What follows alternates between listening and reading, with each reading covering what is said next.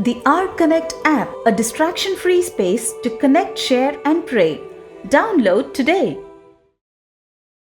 Since the beginning of the English exploration of the New World, there has been a solid emphasis on winning the native population to Christianity.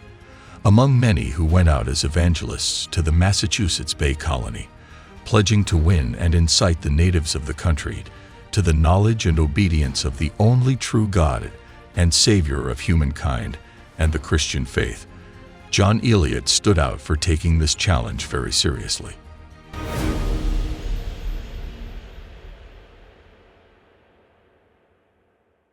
John Eliot was born in England into a godly home. During his years at Cambridge, Eliot came under the influence of the well-known Puritan Thomas Hooker. John Eliot was ordained with the priesthood in the Anglican Church, but he was never given a parish due to his nonconformist leanings. But that worked in favor of John, as he then decided to immigrate to the New World. On his arrival in the Massachusetts Bay Colony, Boston was without a pastor. John Eliot was asked to pastor the First Church of Boston, which he did for 6 months until the regular pastor returned.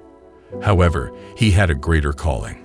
Having moved on to become the minister of a new church at Roxbury, which was a few miles south of Boston, he passionately led the church for 58 years. John Eliot realized in his 40s that his vision was to focus on reaching the Indian population. Now the area surrounding John Eliot had encampments of the Algonquian Indians. These Indians were very peaceful and frequently came into the Roxbury community.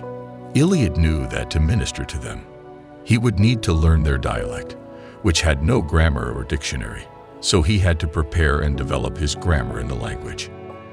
Having walked for miles into the Indian encampments, through the forest, and over very rough terrains, he eventually learned Algonquian. Eliot began teaching Christian truths to the Indians in their language. The ardent efforts to learn a completely foreign language touched the hearts of many who started to accept the Lord and get baptized. John Eliot was among the gentlest men and was beloved by hundreds. At the same time, he was a man of great courage. At those times when all preachings concentrated on the wrath of God, Eliot often spoke of the love of God. He described God's glorious power, goodness, and greatness. By presenting the 10 Commandments to the Indians, Eliot pointed out the punishment that would come from breaking his holy law. John Eliot took upon himself the immense task of translating the Bible into Algonquian, an unbelievably difficult task. The Algonquian Bible went on to become the first Bible published in America. That is how John Eliot, the apostle to the Indians, was one of the great missionaries in the New World to the Native Americans.